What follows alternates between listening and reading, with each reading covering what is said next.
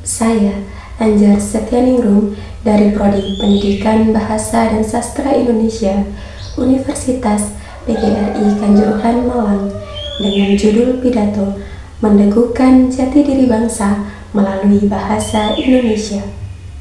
Merpati terbang di pagi hari, hinggap sebentar di atas menara.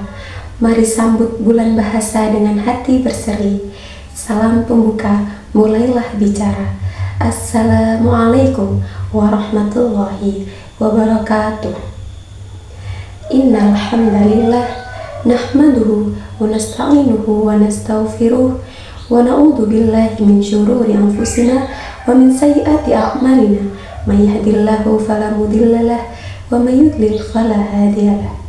Asyhadu an la ilaha illallah wahdahu la syarikalah wa asyhadu anna Muhammadan abduhu wa rasuluh la nabiyya ba'dah.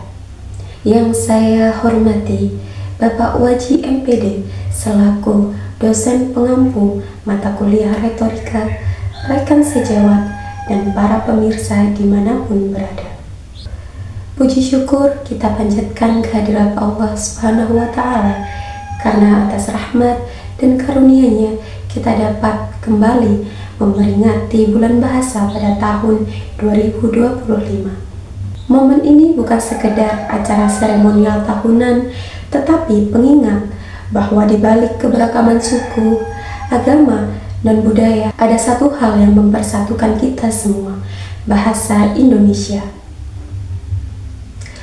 Setiap bulan Oktober, bangsa Indonesia memperingati bulan bahasa sebagai bentuk penghargaan terhadap peristiwa bersejarah Sumpah Pemuda 28 Oktober 1928. Pada hari itulah para pemuda berikrar, kami, putra dan putri Indonesia, menjunjung tinggi bahasa persatuan bahasa Indonesia.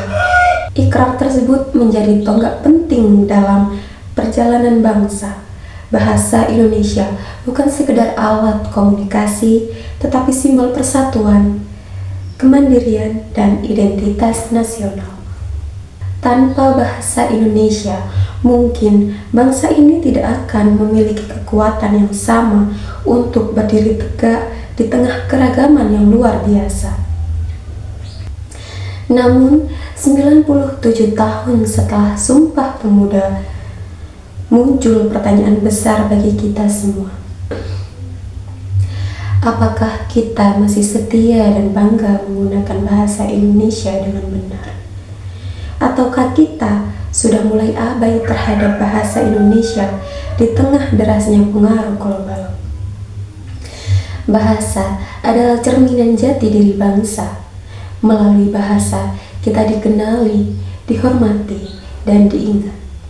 Bahasa Indonesia lahir dari kebersamaan, bukan paksaan. Ia tumbuh dari keinginan kuat untuk bersatu di atas perbedaan. Saat ini, bahasa Indonesia tidak hanya digunakan di dalam negeri, tetapi juga mulai diajarkan di berbagai negara. Ada lebih dari 100 lembaga pendidikan dunia yang menjadikan bahasa Indonesia sebagai mata pelajaran resmi. Ini menunjukkan bahwa bahasa Indonesia memiliki posisi penting di tingkat internasional. Namun ironisnya, di negeri sendiri, kebanggaan itu mulai memudar. Kita sering mencampur adukan bahasa asing dalam percakapan sehari-hari, seolah bahasa Indonesia tidak cukup modern dan elegan. Padahal, kekuatan sebuah bangsa tidak hanya diukur dari teknologi dan ekonomi, tetapi dari kemampuan mempertahankan bahasa sendiri sebagai simbol kedaulatan. Menjaga bahasa Indonesia berarti menjaga identitas nasional. Ketika kita berbicara dengan bahasa yang santun, tertib, dan jelas, maka di sanalah citra bangsa tercermin.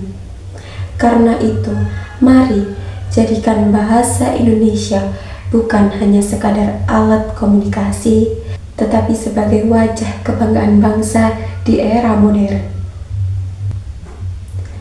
Kita hidup di mana informasi berpindah dalam hitungan detik. Media sosial, platform digital, dan kecerdasan buatan telah mengubah kita dalam cara berkomunikasi. Bahasa pun ikut mengalami perubahan. Singkatan emotikon dan campuran istilah asing menjadi bagian dari percakapan sehari-hari. Perubahan memang tidak bisa dihindari, tetapi harus dikendalikan dengan kesadaran berbahasa. Kemudahan teknologi jangan sampai membuat kita kehilangan kemampuan berbahasa dengan baik dan benar.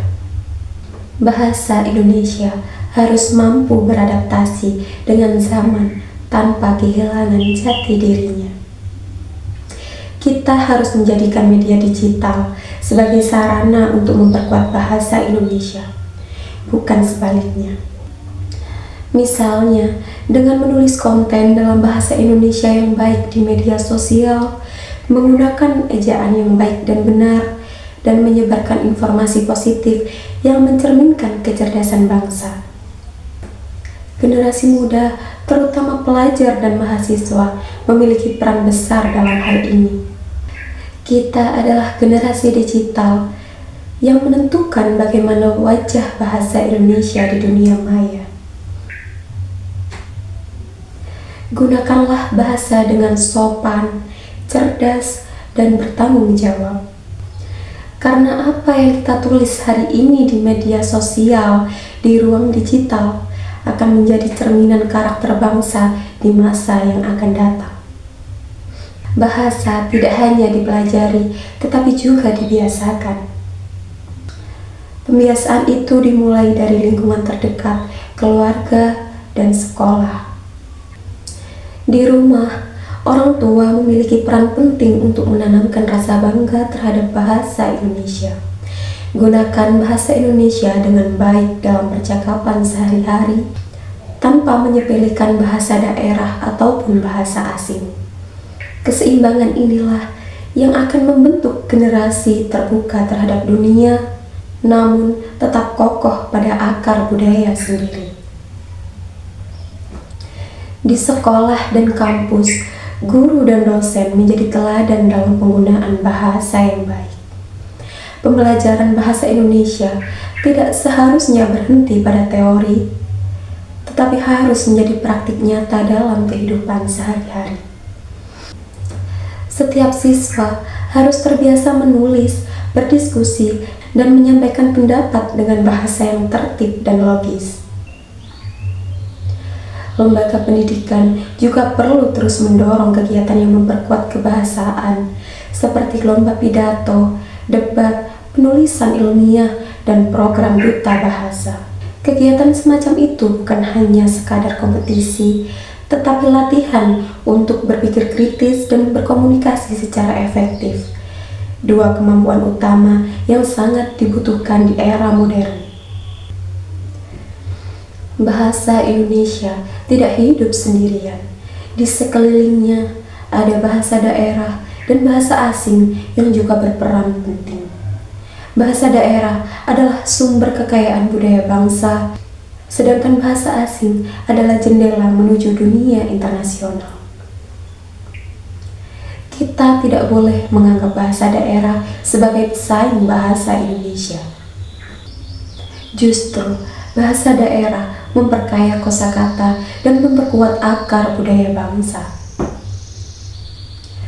Bahasa Indonesia tumbuh dari bahasa-bahasa daerah yang hidup di tengah masyarakat. Karena itu, menjaga bahasa daerah sama artinya dengan memperkuat fondasi bahasa Indonesia.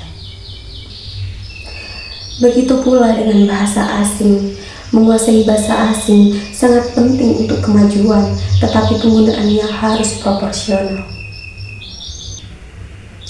Bahasa asing seharusnya menjadi alat untuk belajar dan berkolaborasi, bukan untuk menggantikan bahasa Indonesia dalam kehidupan sehari-hari. Kita bisa menjadi bangsa yang modern dan maju tanpa kehilangan kebanggaan terhadap bahasa sendiri. Sebagaimana kata Bung Karno, bangsa yang besar adalah bangsa yang tidak kehilangan kepribadiannya. Dan salah satu kepribadian itu adalah bahasa. Saudara-saudara sebangsa dan setanah air, generasi muda memiliki peran sentral dalam menjaga masa depan bahasa Indonesia. Kitalah pengguna utama bahasa di berbagai ruang, di sekolah, kampus, media sosial, dan dunia kerja. Cara kita berbicara, menulis, dan berinteraksi akan menentukan arah perkembangan bahasa ke depan. Tunjukkan kebanggaan menggunakan bahasa Indonesia dengan baik yang benar, terutama di ruang publik. Mulailah dari hal kecil, menulis pesan dengan ejaan yang tepat, berbicara sopan, menggunakan istilah Indonesia ketika memungkinkan, dan melestarikan semangat Sumpah Pemuda dalam setiap kata yang kita ucapkan. Jika setiap anak muda mampu menjaga cara berbahasa, maka bahasa Indonesia akan terus hidup, tidak hanya di buku pelajaran, tetapi di hati setiap warga Indonesia.